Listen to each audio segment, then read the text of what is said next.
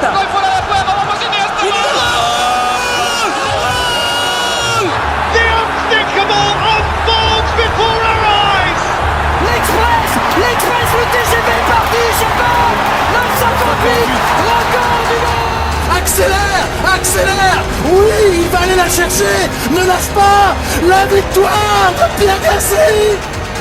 Après prolongation.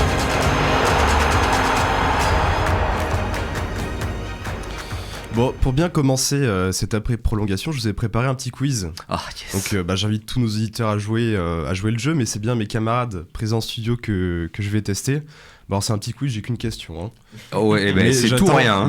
Mais j'attends la réponse. Donc on a beaucoup entendu parler du futur départ annoncé de Kylian Mbappé vers, sans grande surprise, le Real de Madrid. À votre Ils en avis- veulent encore du coup. Et oui, à votre avis, à combien s'élève le salaire mensuel de l'attaquant français du Paris Saint-Germain ? Oh waouh. Mensuel. C'est pas SMIC. Est-ce qu'on peut compter en RSA ? Combien de RSA par semaine Attends, par mois, mensuel. Oui. Moi j'ai entendu 200 millions d'euros le transfert, non? Le transfert... On sait pas encore, non? Ah bah le transfert, j'y viendrai plus tard parce que... Ah, pardon. c'est ma Ah, chronique. on a un auditeur qui joue avec nous, Anna, qui dit 100 millions. Donc 100 millions par mois. 100 millions par mois, c'est Non. quand même Ça me semble beaucoup trop ça, C'est d'argent. un peu élevé quand Ça, même. ça, Je dirais pense que c'est pas je pense déconné qu'elle va non se rendre compte de... Ouais, non, oui. Non, des 100 millions, je sais pas. Attends. Je sais pas, genre 60 000, c'est déjà beaucoup, quoi. Ah ouais, non, Ah moi, je bah pense c'est que sûr que 60 000 c'est beaucoup, mais Non, c'est mais beaucoup ça doit plus, être hein. plus. Ah, c'est beaucoup C'est plus genre, que c'est quand même 500 en millions, c'est mais au c'est- moins entre Moi, je 2 vais et dire- 5 millions par c'est ce mois. que j'allais dire. Je veux dire ouais. 350 000. 350 000, entre je 2 et suis 5 Entre millions. 2 et 5 millions Ouais, par tout- mois. Tout pareil. Et 6 millions, il touche par mois. Ouais, j'étais encore en dessous. Alors 6 millions, D'accord. 6 millions d'euros bruts par mois, ça fait 72 millions d'euros par an, mais surtout 200 000 euros par jour. Et Bagatelle. ouais, bah d'accord. Et ce qui est beau, c'est que tu vois, Ça en lui, ferait des croissants dans le studio, je te le dis. lui et toi, tu payes la même TVA, tu vois. La taxe qui touche tous les Français, ça c'est beau. Il doit payer, j'espère qu'il paye un max d'impôts.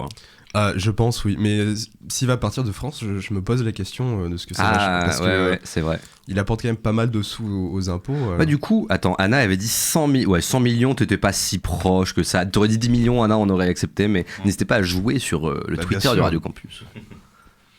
Bon, malheureusement, il est peu probable, c'est compliqué à dire, C'est. que, ouais. que le Clermont Foot puisse assurer le salaire à Mbappé. Donc bon, on ne le verra jamais porter les couleurs de notre club clermontois, c'est bien dommage. Mais plus sérieusement, pour acheter Mbappé au PSG, il va falloir débourser un bon pactole, sachant que les dirigeants qataris ne comptent pas se séparer du joueur. Rappelez-vous du feuilleton de l'été 2022. Bon, très clairement, Kylian Mbappé, il est estimé à 180 millions d'euros. On peut aller voir, si vous voulez, sur Transfer Market, c'est marqué. Mais ce qui représente seulement, entre guillemets, ces 180 millions d'euros, les indemnités de transfert, parce qu'après, il faut un salaire, il y a des primes aussi à la signature. Prime à la signature, Donc, ça prime peut- quand tu marques des buts. Exactement, ça peut très vite monter. Sauf que Mbappé, cet été, il partira pour la somme record, la somme inimaginable de, roulement de tambour, 0 €. Oh, parce que c'est une fin de contrat. Et oui, 0 €, rien du tout, et Ah, ça les s'explique cons. assez facilement. Mbappé arrive en fin de contrat en Ah juin là 2024. là, ah non, À mais l'issue de ça- celui-ci, il sera libre et aucune indemnité de transfert ne sera requise pour signer la star du ballon rond. En réalité, c'est un principe qui est aujourd'hui acquis dans le monde du football, mais il y a une trentaine d'années, tout ne se passait pas de la même manière. Ce mercredi matin, j'enfile mon plus beau costume de juriste et je vous explique le célèbre arrêt Bosman. On est donc en 1990, la saison se termine, tout comme le contrat d'un jeune joueur belge de 25 ans, Jean-Marc Bosman. Décrit comme élégant dans le jeu, bon joueur et gentil dans l'émission L'équipe enquête par des anciens coéquipiers, Bosman passe le plus clair de la saison sur le banc de son club, le Royal Football Club de Liège. Et c'est sûrement sa trop grande gentillesse dans le jeu qui lui vaut son statut de remplaçant, et malgré quelques belles apparitions, notamment en Coupe d'Europe, le RFC Liège propose un nouveau contrat divisé par 4 aux jeunes Belges. Bon, sans grande surprise, Jean-Marc Bosman, il refuse et il se met alors à la recherche d'une nouvelle équipe. Et à une époque où les agents ne sont pas encore aussi présents qu'aujourd'hui, c'est lui-même qui réussit à convaincre le club de Dunkerque, alors en 2e division. Rien à signaler, le joueur débute même les entraînements avec l'effectif jusqu'à que le RFC Liège fixe une indemnité de transfert exubérante d'à peu près 100 000 €. Dunkerque n'a pas les moyens, Bosman doit retourner dans le club du RFC Liège qui a en fait profité d'une imprécision dans le droit belge pour fixer cette indemnité exorbitante. Mais de retour à Liège, Bosman apprend qu'il est viré par son club. Non mais. Il se retrouve radié de l'URBSFA, l'Union Royale Belge des Sociétés de Football Association, l'équivalent de la Fédération Française de Football en Belgique. Impossible pour lui de continuer à exercer sa profession de footballeur professionnel sans aucune équipe, sans aucun revenu, sans aucun diplôme et sans l'opportunité de toucher une allocation chômage. Il n'a plus aucun revenu, sachant qu'il n'avait pas un contrat très élevé non plus. Et Bosman, il décide de se lancer dans une bataille juridique face à l'industrie du football, un combat totalement déséquilibré, mais qui lui réserve nombre d'avantages s'il l'emporte. Alors, il va commencer par contacter un avocat. Il y a une équipe qui se crée autour d'autres avocats. Et des premiers contacts sont tout de même faits avec le RFC Liège. Le club répond par mépris. En réalité, il est pas trop inquiété par cette menace judiciaire, surtout grâce au soutien de la fédération belge. Et ce soutien de la Fédé belge se traduit aussi par un boycott de Jean-Marc Bosman par les équipes wallonnes et flamandes. C'est chaud. Et il finit par trouver un nouveau club quand même, le club de Saint-Quentin en France, fraîchement promu de la 3e division. Donc il retrouve quand même un niveau professionnel. Mais alors que l'UEFA, la plus grande instance de football européenne, commence à être impliquée dans cette affaire judiciaire sans précédent, l'Olympique saint-quentinois termine sa saison dernier du championnat de D2. Le club est forcé de déposer le bilan et contraint d'abandonner son statut professionnel et Jean-Marc Bosman doit trouver une nouvelle destination.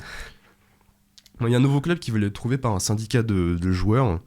Il va rejoindre le CS Saint-Denis, un club qui n'existe plus d'ailleurs, un club réunionnais. Mais ce que je voulais souligner, c'est quand même l'ironie du sort de Jean-Marc Bosman, puisqu'en fait le club de Saint-Quentin va être repêché à cause de la rétrogradation d'une autre équipe, l'Avignon Football 84. Et donc il aurait pu en fait continuer à jouer à Saint-Quentin à un niveau professionnel. Oh, c'est Bon, vraiment... l'équipe est finie encore une fois dernière la saison d'après, donc là elle est reléguée pour de bon. Mais Jean-Marc Bosman voit sa carrière professionnelle lui échapper. Il signe ensuite successivement à l'Olympique Charleroi, pensionnaire de Détroit, belge, puis au CS Visé, jouant alors en 4e division, là encore en Belgique. Wow. Ça sent un peu la fin pour sa carrière. Bon, d'un point de vue juridique, l'affaire avance et l'espoir commence à apparaître. Le 1er janvier 1993, le marché unique européen est ouvert et la libre circulation, notamment des personnes au sein de l'Union européenne, rentre en vigueur. Pour les avocats de Jean-Marc Bosman, ce principe de libre circulation des personnes est bafoué par l'UEFA, par le quota de joueurs étrangers qu'elle impose aux clubs européens. Pour schématiser, avant l'arrêt Bosman de 1995, les clubs français et même tous les clubs européens étaient tenus de faire évoluer dans leurs effectifs une majorité de joueurs locaux. Des quotas étaient imposés sur les joueurs étrangers européens, mais également sur les joueurs sur les joueurs étrangers qui viennent d'autres continents que l'Europe. Et qui viennent jouer en Europe, ouais. Et qui veulent jouer en Europe.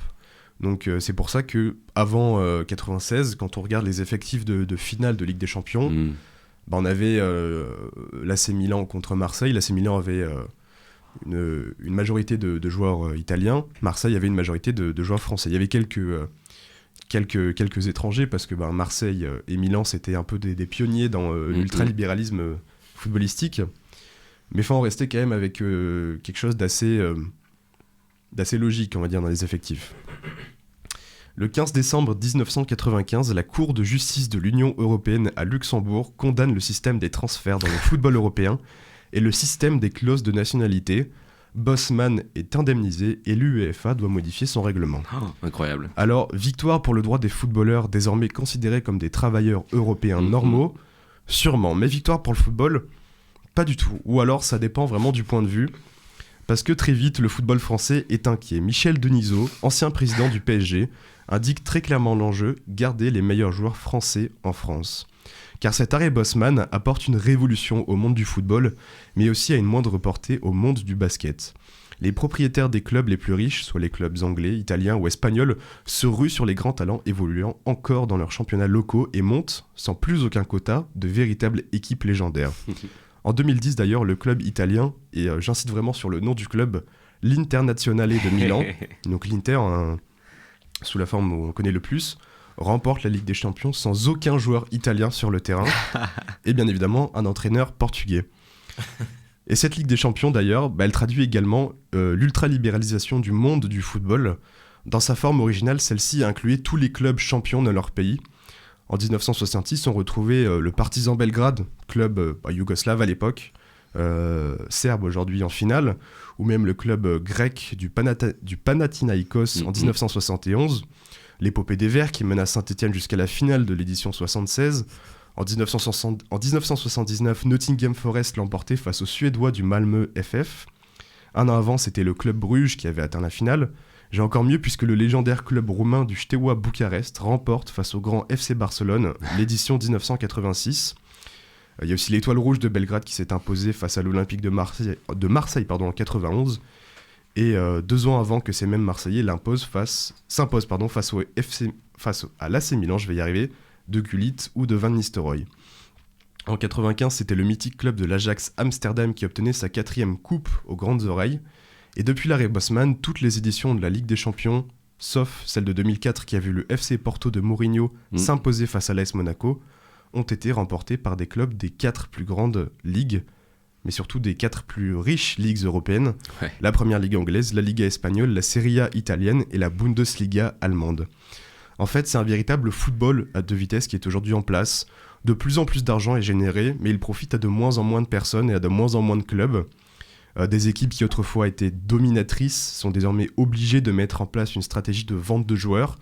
On parle de l'Ajax aux Pays-Bas, de Benfica et de Porto au Portugal, du Feyenoord, du PSV Eindhoven aussi aux Pays-Bas, du Celtic et des Rangers de Glasgow en Écosse, et même certains clubs français comme Monaco, Lyon, Marseille, Bordeaux et Saint-Étienne. Ne sont bons qu'à former des talents qui finiront forcément par signer dans des immenses écuries. Les nouveaux projets de ligue fermée nous privent, nous, fans de football, de ce qui est le plus beau dans ce sport, l'aspect populaire, mais surtout le suspense et les surprises au profit de contrats de diffusion juteux.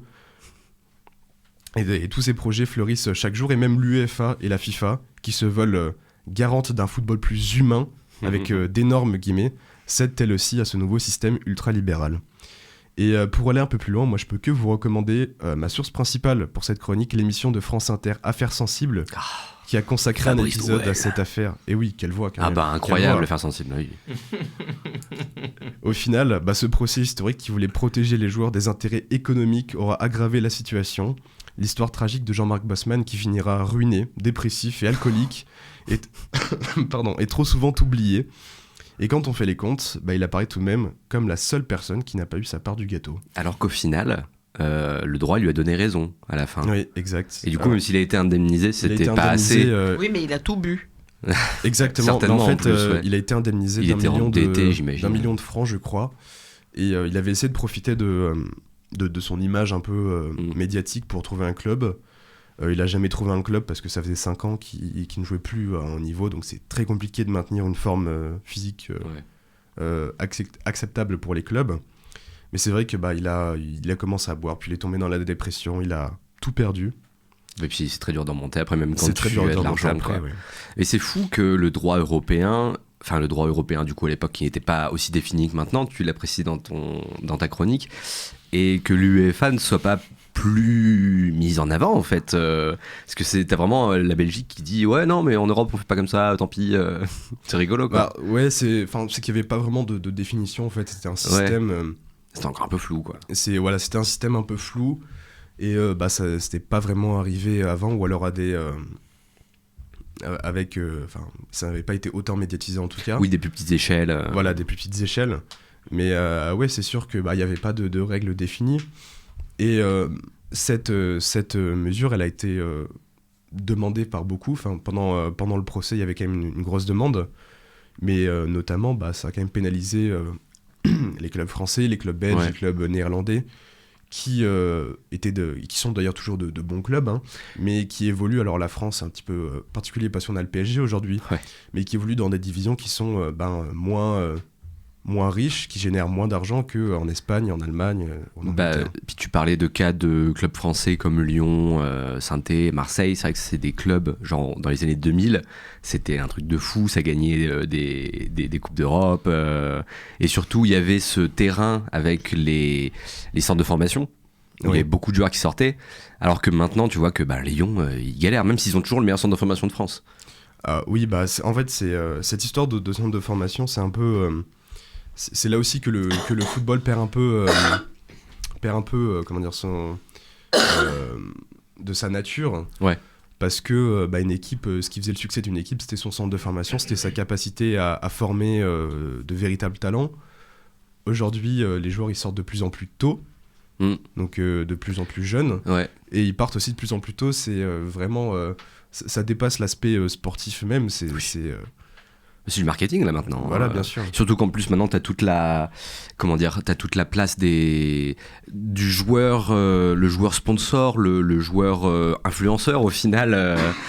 Vous voyez, on est tous allergiques au capitalisme effréné. On parlait Karim Benzema qui est parti en Arabie Saoudite. Bon alors ça se passe pas très bien, il veut revenir de ce qu'on a vu dernièrement. Ouais. Mais il sert un peu à ça, c'est un peu un joueur influenceur justement. Mais c'est intéressant aussi l'Arabie Saoudite parce qu'il y a eu beaucoup de préjugés là-dessus. On aura peut-être le temps d'en parler. Ouais, j'imagine que tu nous feras une chronique là-dessus. Il est 8h39 sur Radio Campus. Merci pour cette chronique, Baptiste. C'était super intéressant. J'adore parler légal et foot. Moi, je pleure. Parce qu'il a évoqué ce fameux match de 76 Ah bah entre oui. Saint-Etienne et Bayern Munich. Et en tant que grand fan Et moi, de Saint-Étienne, j'étais devant ça ma fait télé mal. ce jour-là et je pleure. Et on peut pas parler de ça, c'est pas possible, c'est tabou. On va changer de sujet, François, t'inquiète pas. Les poteaux carrés. Ah oui, c'est ça. Là, on va